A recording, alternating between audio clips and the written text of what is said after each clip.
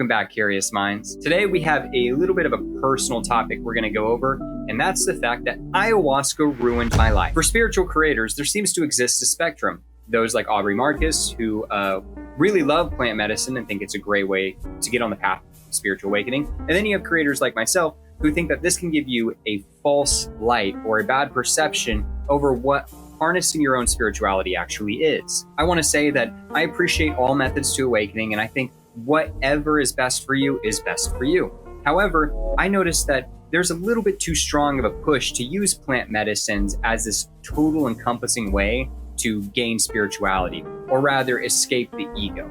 When in reality, relying on a substance to do this creates sort of a neurons that fire together stay together kind of thing, where instead of breaking the mold, you can actually be creating one for yourself. I'm not demonizing this.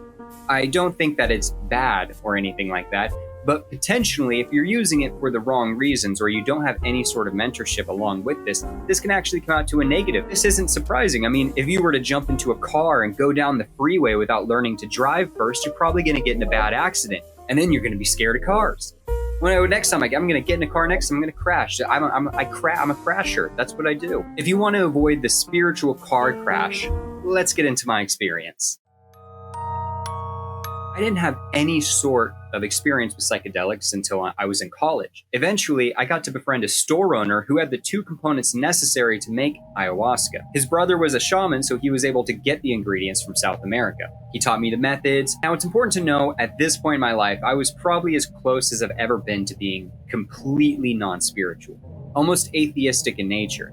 And I was doing ayahuasca as a sense of experimentation because it's like, okay, I'm not a spiritual person, or at least I didn't know that yet. What happens if I take these sort of God-seeing medicines? I sought a spiritual awakening, a reconnection to something that was deeper than just being stuck in this atheistic mindset of there's nothing out there for me besides which I wholly create myself. And that is so wrong. So I take the ayahuasca completely alone. I'm just in my dorm room, completely alone. There's the horrible purging effect.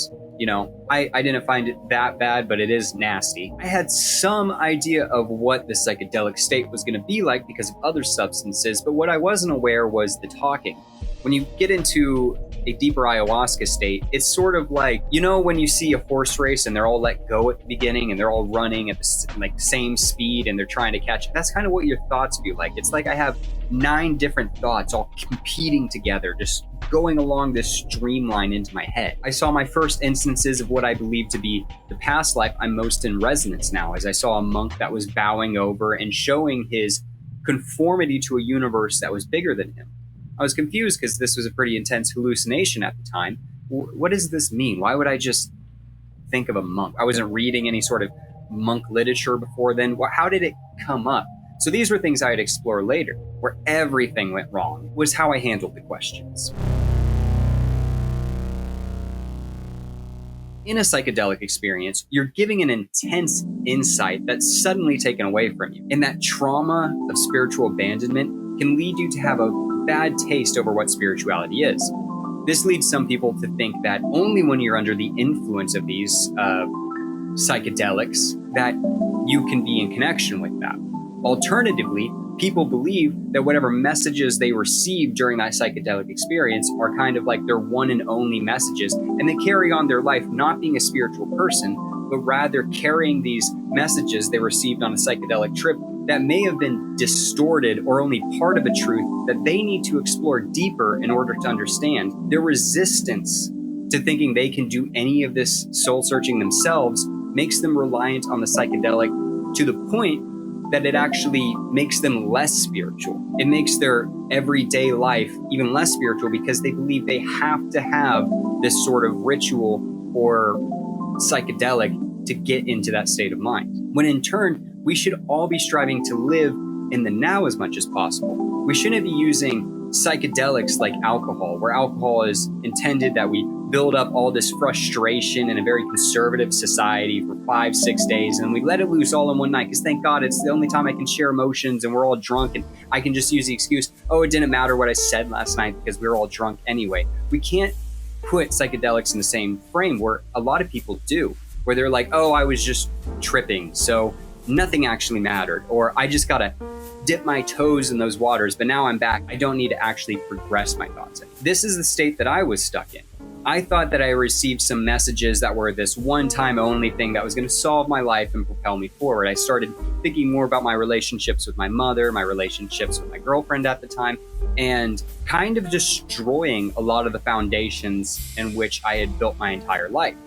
I didn't realize this was a mistake until years later. I could have been mending and fixing things rather than just completely dismantling.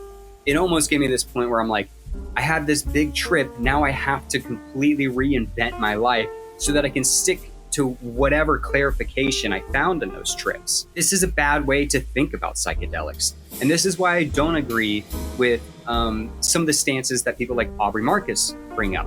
Because I think that this overuse of psychedelics leads to a strengthening of one's ego. Because you are so resistant to ever dropping your ego when you're sober that you view it like an alcohol. You're like, the only time I can get spiritual clarification is when I'm on these substances. That demonifies that substance. That also creates a false relationship with you and the plant medicine. So you're not actually helping yourself, you're actually reserving yourself. Psychedelics are a tool, kind of like a vitamin almost. People need to use these at certain points in their life so that they can get over themselves, so that they can be more in tune with things around them when things get too crazy. For example, wartime. We found that so many veterans benefit from certain psychedelics after they have PTSD because it can break that sort of experience that's ingrained into their head. This is an amazing type of plant medicine, and that's how it should be used. But instead what we're seeing is kind of people in privileged class positions being confused about the world they're in and trying to make sense of it through the use of a psychedelic drug rather than using their own mind. We think that using that tool strengthens our mind, but it actually weakens our willpower. As a spiritual person, you need to crave to be in the moment at all times, regardless of whatever substance is running through your body. That is a form of control in which the spirits can actually work with you then. They can come and they can talk to you, they can give you visions, they can help you in all the ways that you need to be helped because you're showing appreciation, you're showing connection, you're showing prayer, whatever it is you want to call it, meditation. You're showing that time and effort to give to them. Why would you talk to someone that's not listening? And so these people, they only ever listen on psychedelics. How is that a healthy relationship? That's like, I can only listen to the partner I live with when I'm drunk. You don't... So if you're watching this video because you have any sort of doubts about using plant medicine, I don't want to discourage you from using it. I just want to bring in a question, why are you using it? Are you using it because you feel like you yourself aren't strong enough to break the molds that you've created? Or do you need to use it because you have some really deep underlying issue that you cannot figure out yourself?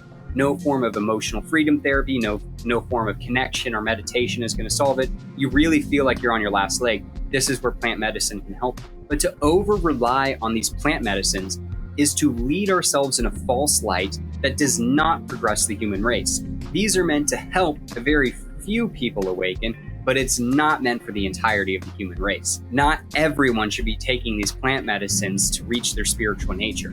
We should be reaching out towards each other for our spiritual nature. We should be seeking that kind of community within each other, not through a ritualized use of a substance that's kind of gone obsolete now that we have a better understanding of science, spirituality, mentality, etc. I'm Lane. This has been Connection Lane. The goal of this channel is to build a spiritual community. That way we can start conversations that have a real impact on people. We can't afford to push aside the tough conversations anymore. We need to really discuss what's bothering us because we're all so stressed out about what's going on. This is the time of spiritual transformation. This is the time that the connection is calling to you to be a part of the bigger group. Don't fear leaving your ego, because ego is what's gotten us into this greedy post-capitalistic mess where everyone is just being used from the second they're born, trying to be squeezed out of every bit of energy they can provide for some person that's just collecting dollars and dollars and dollars in a bank account you'll never see, you'll never benefit from, you'll never get better roads, better cities, better homelessness problem. None of this will be solved until it starts with us Down here, the 95% of humanity needs to collectively come together and change our outlook because we're letting too much control go upwards. We're letting the accountability slide each time. And most of all, we're lying to ourselves about what spirituality is. All of these plant medicines are great, but they are not the answer. The answer lies in the hard work, making conversations happen, not trying to convince anyone of anything, but rather just get into the open what our problems are. Because if we never talk about it, nothing's ever going to happen. We're just going to sit in a complainy, dark hole and just go, I can't wait till the world ends. But it never will end. The world's going to go on forever, and you're going to choose how you live your life. Are you going to try and build yourself up to be a better person, not because anyone tells you to, but because deep down, you know you're better? And I know you're better. I could do better. Yeah, so this one was a bit personal. And I don't want that to phrase like, oh, I'm mad at people. I'm not, because part of this is I'm mad at myself. It's not just about feeling happy. It's about feeling like not worthless. It's about feeling that connection to something.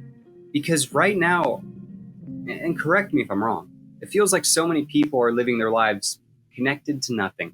So as we end this video, I want to say deep down, wholeheartedly, I'm proud of you. I'm proud of you for watching some content that's not about distracting you or comparing you to something that you don't really want. I'm not here to bring information, but rather I'm here to prepare for the battle, to provide people with the spiritual sword they need for this war that's going to happen in a few years. Humanity's been brought into question. And as long as we rely on plant medicines, alternative modes of distraction, and etc., I don't think we're going to get to the bottom of this. That's all I had to say today. I wish you well on your spiritual journey.